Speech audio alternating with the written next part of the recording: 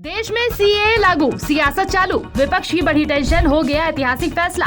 2024 में विपक्ष हिला, चुनाव से पहले सीएए वाला मास्टर स्ट्रोक मोदी ने किया खेला।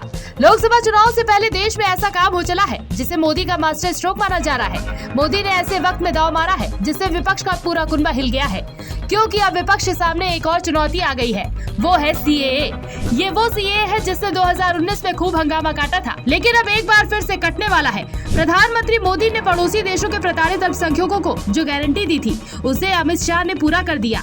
चुनाव से ठीक पहले एक और गारंटी पूरी हुई है और हिंदुस्तान में सीएए लागू हो चुका है।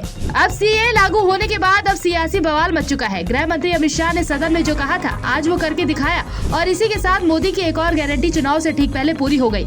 लेकिन इस गारंटी से विपक्ष परेशान हो चुका है। ममता बनर्जी से लेकर ओवैसी तक विरोध कर रहे हैं और सीएए को मुस्लिम विरोधी बता रहे हैं। यानी लोकसभा चुनाव में एक बार फिर से सीएए चुनावी मुद्दा बन सकता है। लेकिन अब ये सियासत रुकने का नाम नहीं लेने वाली है, क्योंकि जो संग्राम छिड़ा है ये अगले कुछ महीनों तक बरकरार रहने वाला है। इस मुद्दे से सियासी तूफान अपने परवान पर होगा। सीएए को लेकर पूरा विपक्ष अब मोदी सरकार पर हमलावर है। विपक्ष का कहना है कि चुनाव से पहले इसे जानबूझकर लाया गया है, जिससे मेन मुद्दे से जनता को भटकाया जा सके। सपा अध्यक्ष अखिलेश यादव ने ऐसा ही कुछ ट्वीट किया है और सरकार पर करारा वार कर दिया है।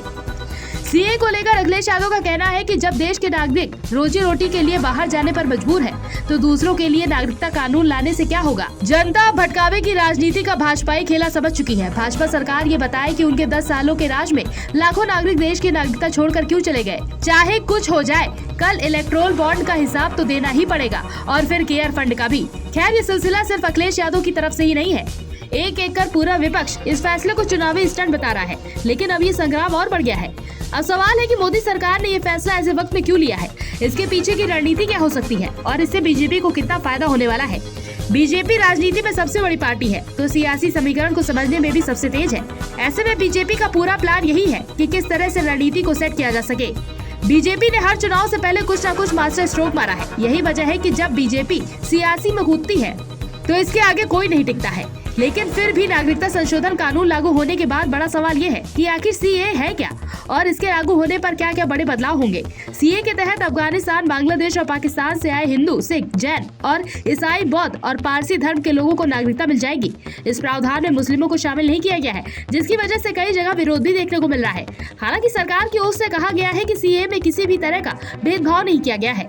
अब देखना होगा कि लोकसभा चुनाव में बीजेपी को इस दांव से कितना फायदा होता है, क्योंकि आने वाले वक्त में जो सियासी समीकरण बनेंगे तो सारे बहुत कुछ क्लियर कर देंगे, और यही सिलसिला चलता रहा तो नतीजे भी चौंकाने वाले हो सकते हैं।